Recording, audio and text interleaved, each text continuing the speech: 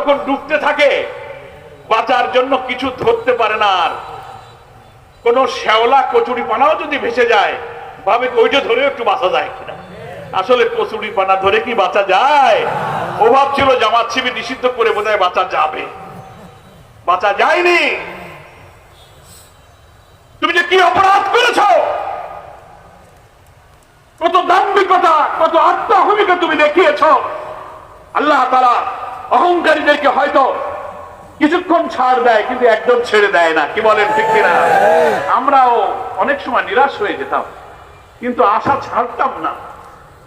যাই রব, তুমি তো দেখতেছো আপনারা এই ভোলাবাসী এখানে এই দীর্ঘ 17-18 বছরের আওয়ামী দুঃশাসনের আমলে আপনারা কত লোক মিথ্যা মামলার শিকার হয়েছেন। বিএনপি জামাত কোন অপরাধ করে নেই, বাড়ির থেকে ধরে নিয়ে নিয়ে তাদেরকে মামলা দিয়েছে, জেলে দিয়েছে। কি দেননি বলেন? আমাদের নেতারা বক্তব্য রেখেছেন।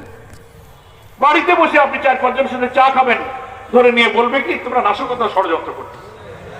ঘুম থেকে ধরে নিয়ে হাতে একটা টুপলা টাপলি দিয়ে বলবে তোমার কাছে বোমা পাওয়া গেছে। কি আজব ব্যাপার, এত অহংকারী তুমি।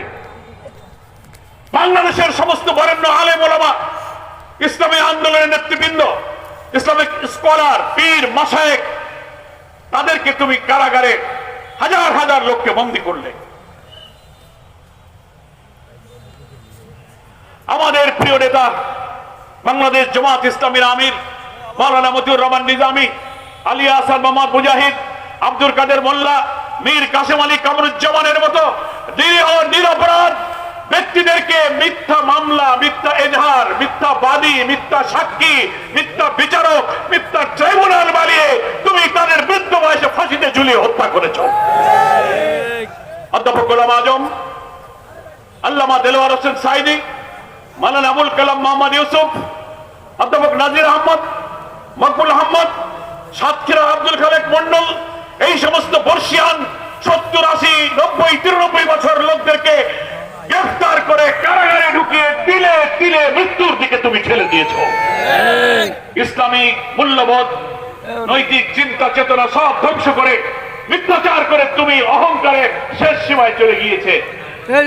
আর গণ অভ্যুত্থানের আন্দোলনে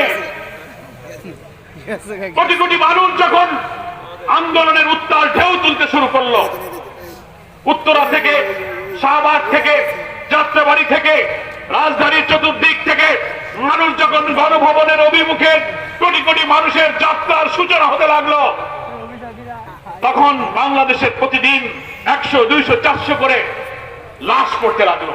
হেলিকপ্টারে উঠে এই ফ্যাসিস্ট হাসিনা দেশের মানুষকে, সেই দেশের প্রধানমন্ত্রী হেলিকপ্টারকে গুলি করে হত্যা করে। আপনি দুনিয়ার, এটা কি যুদ্ধ? দেশের মানুষকে তুমি এইভাবে হত্যা করেছো, শিশু, নারী, পুরুষ, আলেম ওলামা হত্যা করেছো। সাভার আশুলিয়ায় গুলি করে করে হত্যা করে ট্রাকের উপরে লাশ স্তূপ করেছে।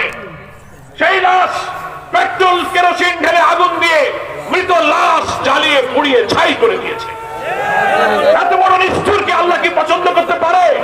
পারে নাই। তাই তাকে পালিয়ে যেতে বলে।